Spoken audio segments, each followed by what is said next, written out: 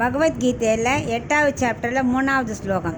ஸ்ரீ பகவான் உவாச்ச அக்ஷரம் பிரம்ம பரம் ஸ்வபாவோத்யாத்ம முச்யதே பூதபாவோத்பவ கரோஹோ விசர்க கர்ம சம்ஹிதஹ. இப்போ இதுக்குள்ள அர்த்தத்தை பார்க்கலாம். அர்ஜுனன் முதல் 2 ஸ்லோகத்துலேயும் கைவல்யார்த்தி ஐஸ்வர்யார்த்தி எல்லாருமே எதை அனுபவிக்கணும், எதை விடணும், எதை அனுஷ்டிக்கணும் எல்லாம் கேட்டுட்டு இருந்தான் இல்லையா. அதுக்கு இப்போது கிருஷ்ணர் பதில் சொல்கிறார். முதல்ல கைவல்யார்த்தியை பற்றி சொல்கிறார். அவளுக்கு முக்தாத்ம சுரூபமே பிரம்மம். அவள் என்ன பண்ணுவாள்? ஆத்மாவையே அனுபவிக்கணும்னு ஆசைப்படுவாள். அதுக்கு முதல்ல என்ன இருக்கக்கூடாது? அந்த சம்சாரங்கிற பந்தம் இருக்கக்கூடாது.